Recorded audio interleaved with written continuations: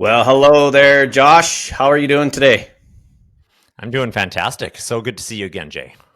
Yes, it is. So here we are. We're in November. We finished all the trick or treating candy. Hopefully, most of it's gone in your household. I know most of it's gone in mine, so that's good. Yeah. Anything to update us on the mortgage? Any news or anything you can share with us?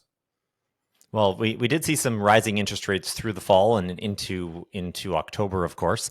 But what we have seen in the last week or so, especially since the Bank of Canada's announcement a week ago, and then the U.S. Fed also announced yesterday. So on November 1st, they announced that they were also not increasing their interest rate. Both Canada and the US Fed did leave open opportunity for future increases should it be necessary, but neither did increase in the last month.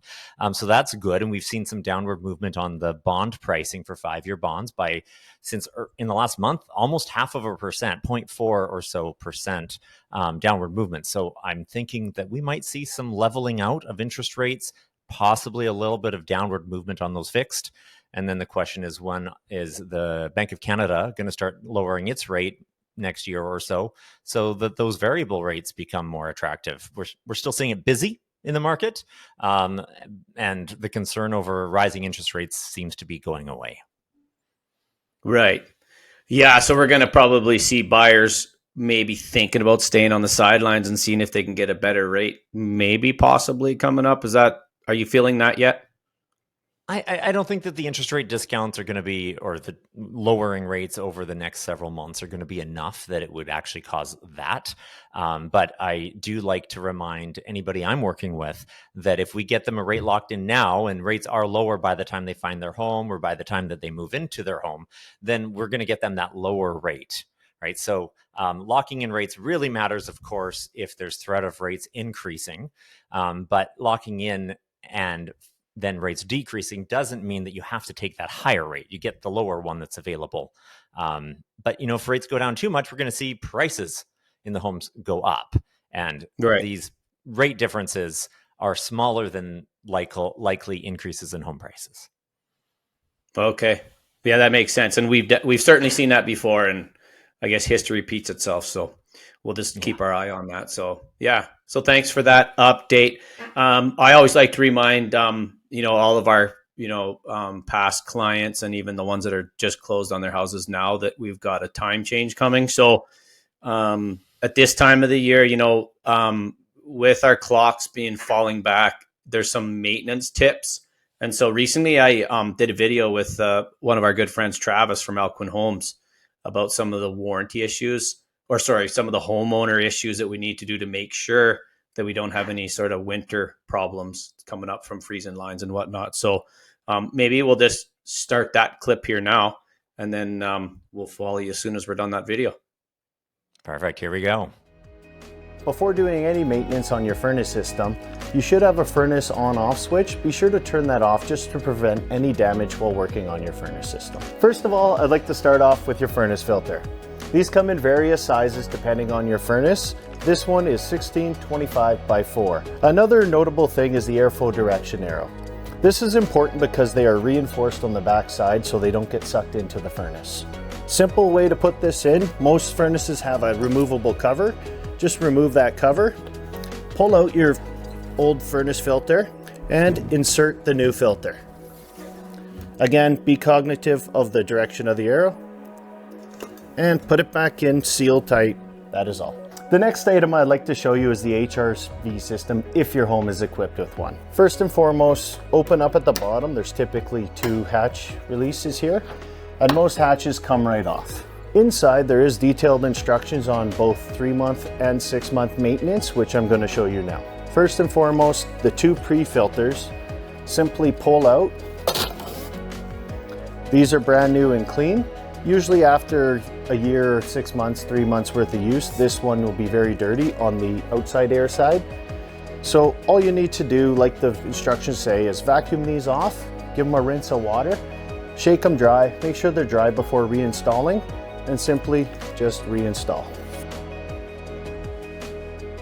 The large filter here, this is also removable. It's a matter of pulling the entire unit out.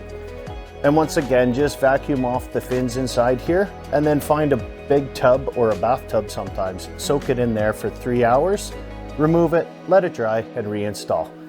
Very important that you leave this dry during winter times, as this air coming in is freezing from outside and could cause this system to freeze up if it is wet. All right, next up we have your humidifier if equipped on your house. Most humidifiers have a summer and winter setting with a damper within that turns on and off. Simply remove your front cover here to access the filter, and inside you'll also see the damper, winter being open, summer being closed. The filter itself you can just pull right out, and this is the maintenance part of it where you remove the inside filter, and this filter you can either wash using a product such as CLR or replace, which you can get at most box stores. Very important to do this on the beginning of winter, as over the winter this will be used the most, therefore needing to be clean and ready to use. It is important when reinstalling to line up the drainage port here, just to make sure the water goes down into the drainage tube. Set back the filter itself, make sure it's open for the winter, and reinstall the front cover. Also with your humidifier, typically the humidistat is located right above the humidifier.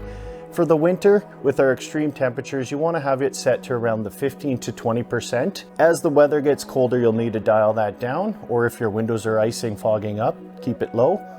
And in warmer winter weather, you can turn it up. Most people leave it around the 15%, and they should be good for the most of the winter.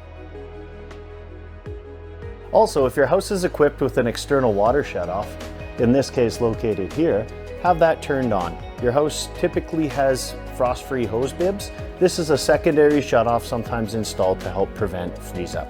Now that we're done our furnace maintenance, be sure to turn your furnace back on. Our number one service call has to do with the venting of your furnace or hot water tank.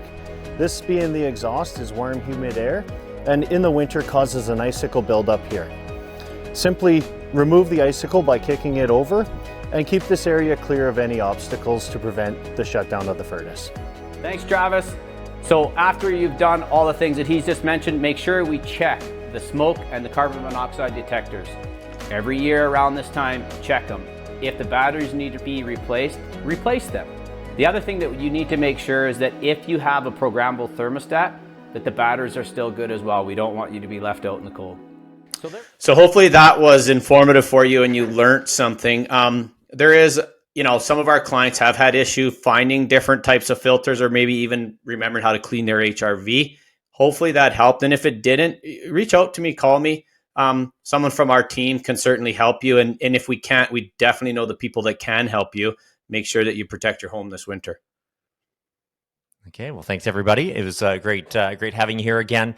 Thanks, Jay, as always. This is great, and I look forward to providing more and more awesome content to our clients and past clients alike. Sounds great, Josh. Thanks for joining me today.